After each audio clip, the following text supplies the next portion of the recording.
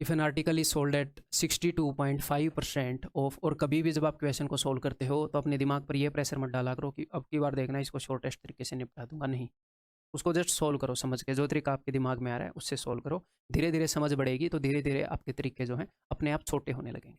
कई बार स्टूडेंट क्या करते हैं, खुद को कोसते हैं, सर के तरीके से कंपेयर भी करते हैं। मुझे पता है कि मैं जिस तरीके से कर रहा हूँ, अरे सर आपने ये भी छोटे तरीके से कर दिया। भैया अगर मैं छोटे तरीके से नहीं करूँगा आपसे इतने साल पढ़ाने के बावजूद, मेरे में कुछ खराबी है इसका मतलब ना। तो ये नेचुरल है, मैं जो तरीका आपको बताऊंगा वो मोस्ट प्रोबेबली बेटर रहेगा आपसे, क्योंकि एक तो नंबर वन मेरे को इतना टाइम हो गया, और तभी तो मैं आपको कुछ सिखा पाऊंगा जब आपसे कुछ बेटर कराऊंगा। तो टेंशन नहीं लेनी अगर आपके लेंदी मेथड आप यूज़ कर पा रहे हो तो, धीरे धीरे हो जाएंगे फास्ट, दिक्कत मत लो, ठीक है।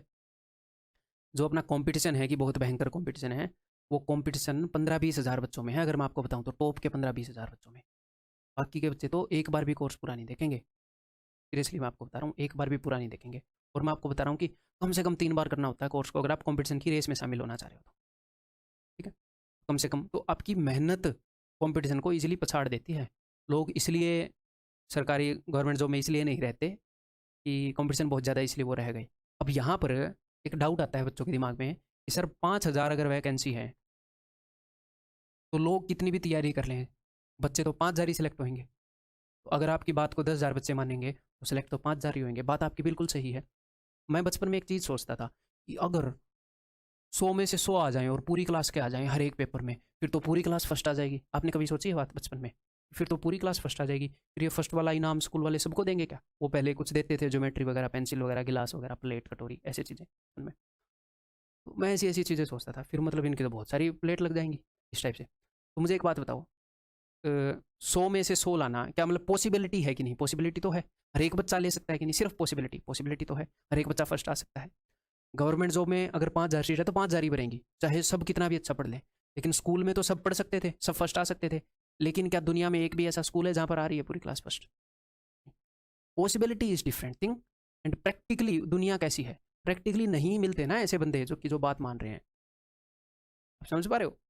प्रैक्टिकली 1 लाख बंदे ऐसे नहीं मिलेंगे सारे कॉम्पिटिटिव एग्जाम्स के स्टूडेंट्स को मिलाकर जो टीचर्स की बात मान रहे हैं। जो बात मान रहा है, जो उसको फॉलो कर रहा है, जो मेहनत कर रहा है, वो जॉब ले रहा है, एक नहीं तो दूसरी वो ले रहा है, ठीक है। तो ये मत सोचो कि मेहनत की और वो वेस्ट हो जाएगी, कॉम्पिटिशन बोलते हैं ना।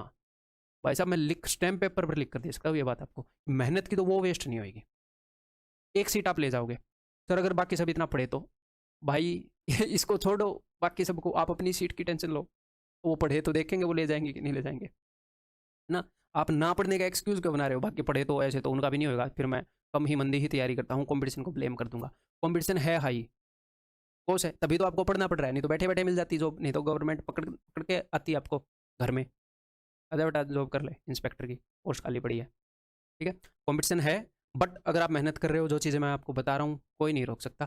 तो इस चीज़ को भी दिमाग में रखो कि अगर मैं मेहनत करूँगा मेरी एक सीट मैं निकाल सकता हूँ, वो बिल्कुल पॉसिबल है। आप मेहनत करोगे तो, वो गारंटी है, सिर्फ पॉसिबल नहीं है। तो बस कंपटीशन ज़्यादा हो कम हो मुझे क्या, आपको एक नहीं तो दूसरी नौकरी डेफिनेटली मिलने वाली है, अच्छी तैयारी करने वाली।